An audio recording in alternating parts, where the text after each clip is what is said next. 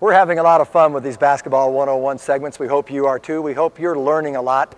It's fun to share the knowledge with you, particularly when we have an assistant coach like Russ Turner here. And Russ, today I'd like to talk specifically about low post scoring. You have a big man, and how do you get him to perfect his moves on the low post? How does he read different situations? And why don't you just take it from here? What do you try to do when you're talking about strictly low post scoring? Okay, well the first thing is we emphasize making a catch as deep as possible. So if you'll take the ball over there, okay, I'll tell you what our big guys are first trying to do.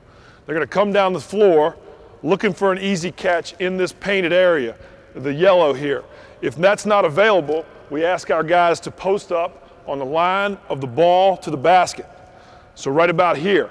If I can get a catch in this paint, Jim's job is to give me the ball right away. And when I catch this ball, I'm looking to score as quickly as possible because I'm deep and close to the basket. Yeah, you certainly don't want a 3-second violation, so the offensive player out here has to recognize that. Right, and most defenders are not going to allow you to have this spot for very long, if at all.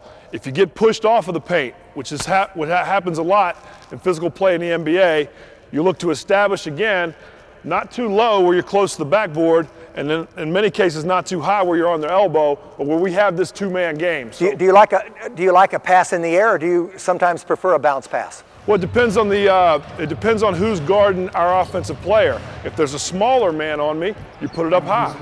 All right, if I'm guarded by a bigger guy, you might want to put it down low. So he's got to make that read as a passer, and I got to make that read as a post player. But when I establish this position right here and I earn this catch, my first option on this catch is to look at this cutter.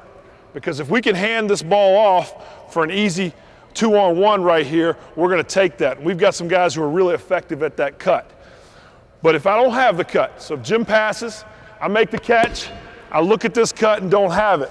Now my job as a post player is to read the floor and look to make a play. And I'm reading for defenders coming at me for a double team. I'm reading for offensive players cutting to the basket who might be available for a quick pass. But we don't have a lot of post players that naturally draw double teams. So once they have this catch, they've read the cutter, they've read the defense, now they're looking to score. What we want our guys to do if they can is attack middle, because that's where the most passes are available to them. And we like our post players to use only one dribble if they're in this place. So what you want to do is you want to take a hard dribble to attack. Now if you notice, my feet are square to the basket. And what this means for a post player is that I can pivot either direction. I can turn here and score, or I can turn back here and space away from my defender and score. And that's really important because it forces your defender to play right behind you. If you get a shot in this area in the NBA, you should be able to convert at a high percentage. Russ, always a pleasure having you on the show, and we always learn a lot.